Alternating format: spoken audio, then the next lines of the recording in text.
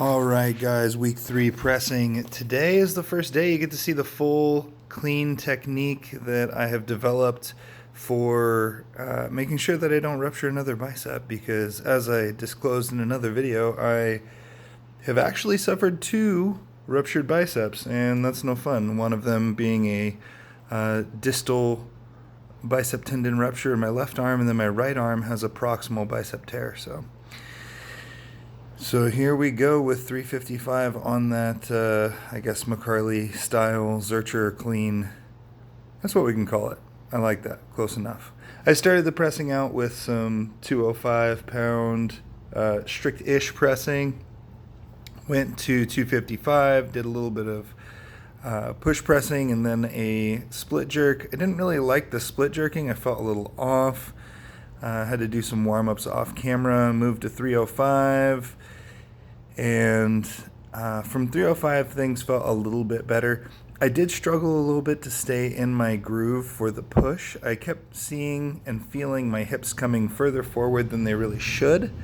And as a result, it made the movement less of an accessory and more of a main lift. I've mentioned this in prior videos. I want to utilize the push press in order to augment or better my jerk. And as a result, if I bring my hips too far forward and out of line with the jerk technique, then I am doing the push press for the express purpose of just push pressing more instead of, generating a better movement pattern for the end goal, which is a maximal split jerk. So there's always something to keep in mind when you're training, always something for even very advanced lifters to pay attention to is, are you training with the end goal in mind? And it's very easy to lose track of that in your training, especially when you're facing very challenging numbers, because I've never even push pressed 335 on an axle prior to this training session. So even a single was a PR, and I did wind up getting a triple at one point in this training session. That right there was actually a great example of my hips coming way too far forward the first repetition on that rep, or in that set. I did 3 sets or so with the clean, and then I decided to work from the rack, as the pressing is the emphasis of this day. And so we have 1 and 1, and I think I did several 1 and 1s.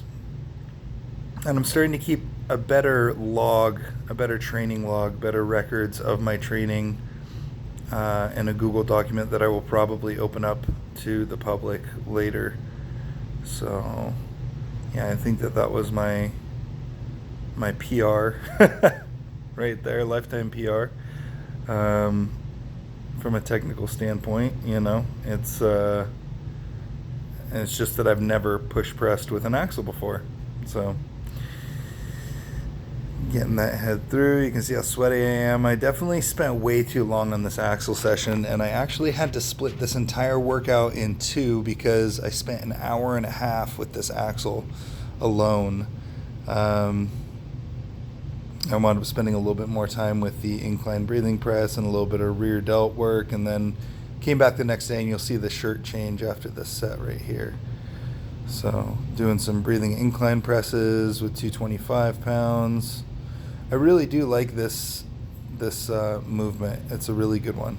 It is one that builds a lot of power off the chest and allows you to feel more comfortable with a heavy weight kind of bearing down on you. So I can't recommend this movement highly enough. So I definitely suggest that you try it out. And again, this movement is basically, you just hop on an incline bench press, you let it come down to your chest, you take all the tension out of your chest, breathe out, relax the muscles, and then breathe back in, and then press from a dead stop from the bottom. So no stretch reflex, and you have to learn how to re-brace with a weight freshly on your chest. A little bit of rear delt work. On this day, I was feeling pretty decent. To be honest, though, the next day I was feeling significantly sore, and I was not feeling so great, and my movements, I started the day out with some rotator cuff stuff. So just thinking to myself, oh man, like I am really beat up and I just got to get moving. So this is another style of rotator cuff, little external and internal rotation that I like to utilize in building the shoulder stability. I usually only do one of the two rotator cuff exercises that I've demonstrated so far. Very similar to my forearm stuff, I like to bounce back and forth between the different ways that I stimulate that muscle group, keep the body guessing, and keeping that, keeping the stimulus changing in an effort to stimulate an adaptive response, really is the goal. So I'm just finishing these up. I did a little bit of dips and then some lateral raises, and then I ended with some tricep extensions. I did not feel like setting up the rings, so I just did them off a box. Saw what I thought about it. I've also done them off of a, not this movement, but the next little movement off the box. I've done that from the ground, and I definitely like the rings best, but I was just feeling a little bit lazy on this day. I was feeling beat up. I was ready to get out of there, so... so that's pretty much week 3 right there. It was pretty straightforward.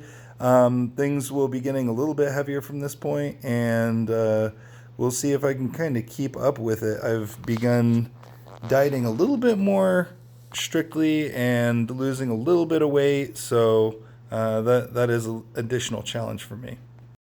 If you guys like the video, please feel free to hit the like button, share. If you haven't checked out the Basics of Strongman series, I highly suggest you do that.